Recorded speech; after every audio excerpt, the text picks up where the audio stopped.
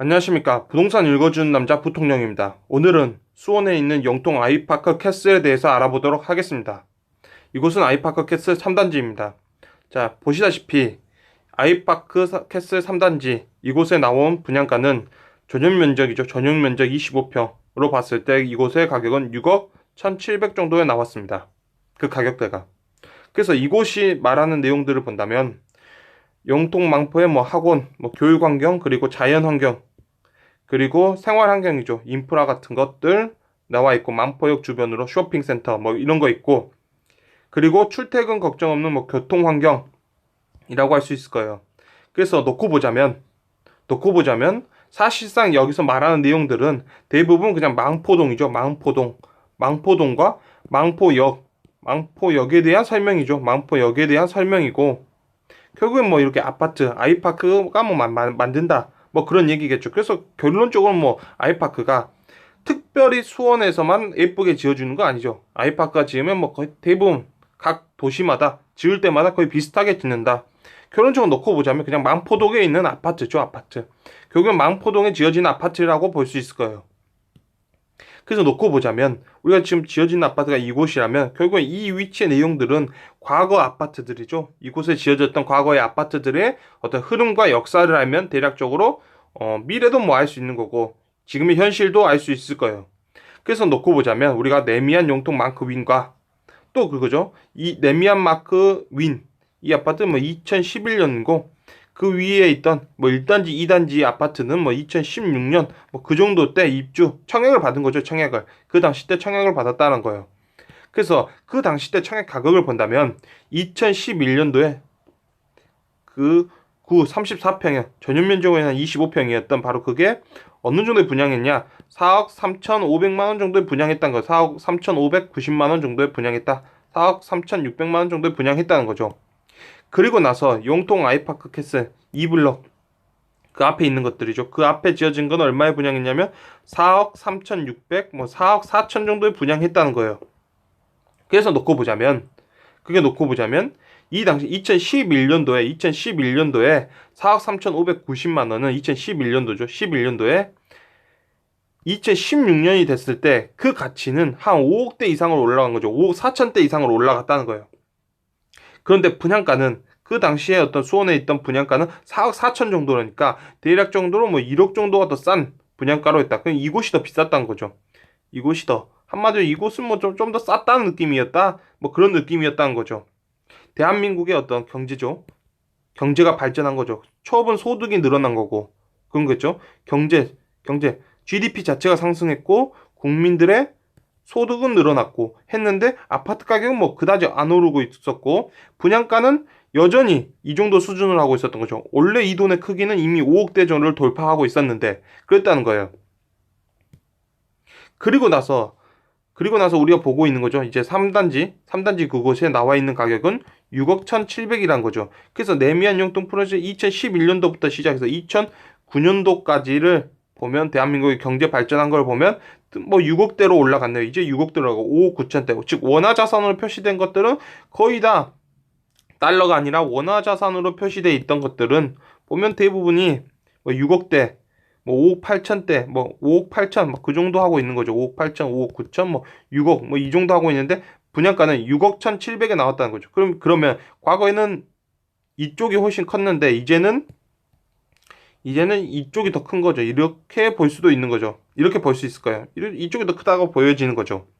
그래서 놓고 보자면 이런 거예요. 우리가 2011년도부터 시작해서 대한민국의 경제 발전을 한 거죠. 발전을 하면서 결국엔 늘어난 소득이 있고 그런 거죠. 늘어난 소득, 늘어난 부가가치가 있고 딱 대한민국의 경제가 발전한 게 있기 때문에 올라온 거죠.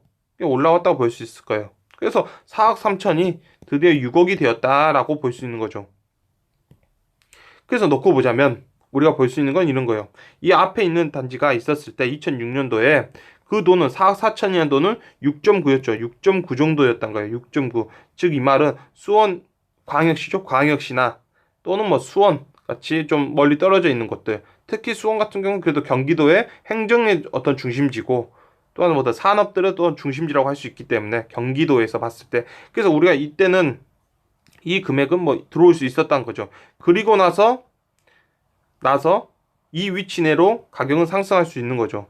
그리고 그 뒤에 나와 있는 아파트가 뭐 6.9에서 뭐 대략적으로 6억 1,700에 나왔으니까 6.9 정도로 똑같이 나왔다고 볼 수 있겠죠. 그래서 2016년도에 그 가격과 비슷한 가격대로 나왔다. 대한민국의 어떤 통화량이 늘어났고, 당연히 그 안에서 사람들이 들어왔을 땐 그 가격대로 들어왔다는 거예요. 그래서 이분들이 좀 싸게 한 거죠. 싸게 들어왔다는 거죠. 왜냐면 수원에 그 앞에 있던 마크 윈의 가격이 5억 4천대까지 올라왔는데 뭐 4억 4천을 분양해주고 있었으니까. 그리고 이 가격이 이제 6억대로 도달했을 때 뭐 6억에 분양했다. 뭐 그런 느낌이었던 거죠.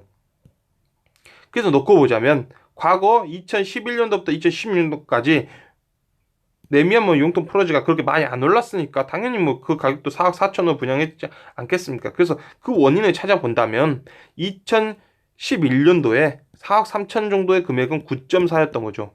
9.4. 근데 2016년도부터 4억 4천 6.9죠. 즉 이때 9.4란 거는 수원이란 도시보다는 서울에 더 오르는 거죠. 서울에 더 어울렸다는 거예요. 마찬가지로 이 내용을 보자면 그런 거 수능 100점 만점에서 94점을 맞았다면 인서울 하라는 거죠. 인서울. 진학 선생님이 너 인서울 해야 돼 라고 했을 거죠. 근데 인서울 안 하고 수원에 들어온 거죠. 마찬가지로 2016년도에 4학 4천은 6.9였죠. 그럼 69점 맞은 거죠. 그럼 너는 수원 가 했겠죠. 그래서 수원 간 거죠. 가고 나서는 결국에는 우리가 공부를 잘하면 뭐 서울대로 간다. 뭐 이런 느낌이라면 결국에 뭐 인풋 아웃풋에서 당연히 뭐 서울 쪽에 들어간 게 훨씬 좋았겠죠. 마찬가지예요. 그래서 서울 쪽으로 들어가신 분은 뭐 이때 이 정도 금액이라면 서울에 들어올 수 있는 가격이다. 서울 쪽이 더 안정성이 높고 확률성이 좋다는 거예요. 그래서 나서 2019년, 2020년 보면 가격 상승이 훨씬 수원보다 더 좋은 거죠. 수원에 우리가 그 당시에 똑같은 금액대로 놓고 봤을 때 한마디로 해서 투자를 하는 사람들, 투자 수요죠. 투기 수요할 수도 되고 투자 수요가 수원보다는 서울을 더 선호했다는 거죠. 그 돈의 크기가 10점 정도 되는 크기. 그 돈의 크기가 굉장히 비싼 금액이었다면, 그러나 뭐 시간이 지나서 이 돈의 크기가 2016년도부터는 2016, 17년 그때부터는 광역시 분양가들이 막 그 정도로 출몰하고 있는 그때는 사람들이 수원이라면 이 정도는 싸지 하면서 들어온 거죠. 그랬다는 거예요. 그래서 우리가 뭐 이곳이 수원에 있던 망포역 그 주변의 이야기를 하면 결국엔 우리는 뭐냐면 결국 대한민국 경제가 발전하니까 분양가가 상승하더라는 걸 본 거예요.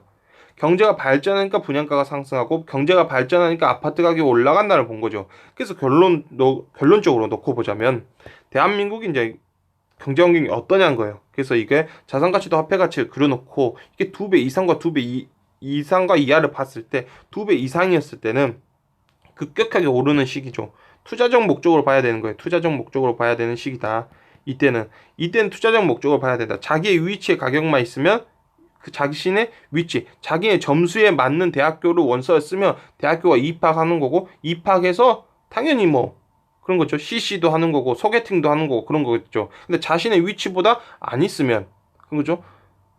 자기 점수보다 더 높은 걸 썼다가 떨어지면 재수를 하는 거고 당연히 그러니까 소개팅도 못하고 CC도 못하고 그런 거예요. 결론적으로 뭐냐 투자적 시기 때는 자기 위치에 있다면 가격이 올랐다라고 볼 수 있을 거예요. 근데 지금은 그런 거죠. 지금은 이제 취업을 해야 되니까 결론적으로 어떤 현실이냐 2배 이하일 때는 08년도라든지 97년도랑 같이 결국 이런 때는 성장을 해야 되는 시기죠. 대한민국이. 그러니까 그동안 모아놨던 성장률을 가지고 한 바퀴 돌고 나서 이제 다시 성장을 해야 되는 시기에 도달했다.